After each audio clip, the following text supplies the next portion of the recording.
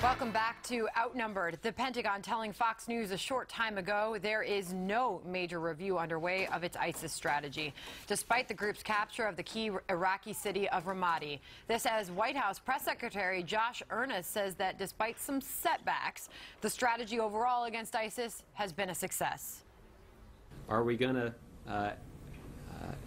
light our hair on fire every time that there is a setback in the campaign against ISIL, or are we going to take very seriously our responsibility to evaluate those areas where we succeed and evaluate where steps are necessary for us to change our strategy where we've sustained setbacks? But the White House's glass-half-full attitude not sitting well with key lawmakers on Capitol Hill. House Homeland Security Chair Michael McCaul, who was recently in Iraq, with this reaction earlier today.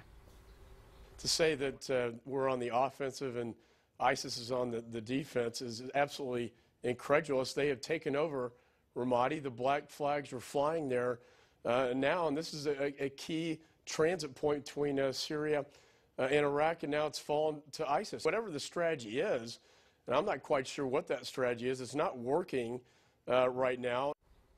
McCaul also says he does not think defeating ISIS is the White House's top priority. Mike Baker, when Josh Earnest was up at the podium and he referenced the fall of Ramadi to ISIS as a setback, you were shaking your head.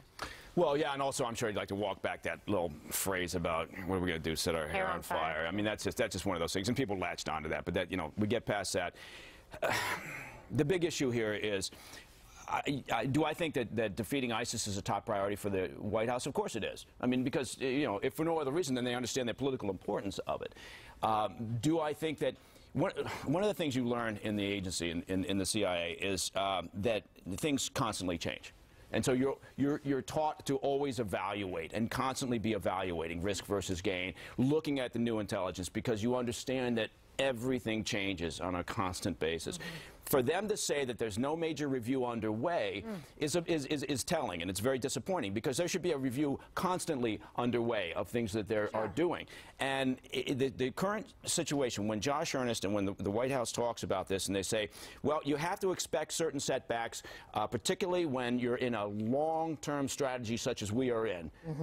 Again, very telling and very disappointing, because what are they saying? They're saying this is the strategy we chose. It's going to be a long-term because this is what they've decided to do, essentially a stalemate strategy where you rely on limited intelligence to drive an air campaign while you hope for that happy, magical day when unicorns and winged monkeys come flying out, that the Iraqi army is going to take over the fight. And that's been our strategy. It's not going to work. So what do? We conduct a review. There's nothing wrong with that, but I have a feeling that they're very reluctant to admit any mistakes. We've seen that in the past. But Rachel, there's no review underway, as the Pentagon has made that very clear. Mike's saying there should be a review underway, and particularly there are calls for a review to go underway to question whether or not there should be more ground troops rather than relying on these airstrikes. Actually, I think there is a strategy, and the only discernible strategy is their alignment with Iran, which is why the weapons are going through Baghdad to go into the hands of the Iranian-backed Shia militias.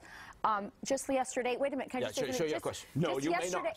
Just yesterday on the Hill, my husband met with a sheikh, a Sunni tribal leader, who is on the Hill. They've already begged the administration to send the weapons directly to them because they can't get it. These are people who have fought before. It's their land. They want to take back Ramadi. He's from Ramadi.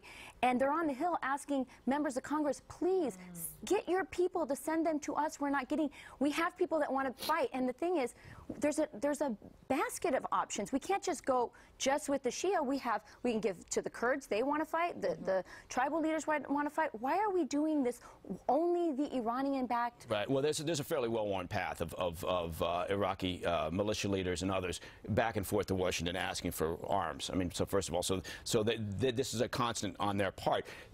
We actually worked with the current Iraqi government to convince them not to bring in the Shiite militias. That was our call. Right. We told them not to do that, which contributed to the fall of Ramadi in a sense, because we delayed that. Now we're backing off and saying, well, we've talked to them, and the Prime Minister's got good enough control over the fighting units and militias that they're going to go with it. So now all of a sudden it's okay with us. We don't want to kid ourselves. We have no leverage out there. We've got a handful of trainers. They're doing the dog's body work. It's horrible work, but they're doing the best they can to try to bring up this Iraqi military that we supposedly have been training and assessing for well over a decade. They're still incapable of taking this fight on. But they look like the JV team. That's the JV team. Well, my point being is, we're not the strategy that somehow we're going to now get the Iraqi military capable of doing this, and the fact that we're going to convince the Iranians to do what we would like them to do. We don't have any control of what the Iranians are doing in there. We don't really have a lot of control of what the militias or the Iraqi military are doing. We are losing this thing very, very quickly. Because they're not trying to defeat them. And meanwhile, right. Exactly. Meanwhile, we were running a banner that says the White House sees their current mission there as a success. All right. Have the PC police finally gone too far? The Boy Scouts banning water guns and limiting the size of water balloons. Really? Boy Scouts?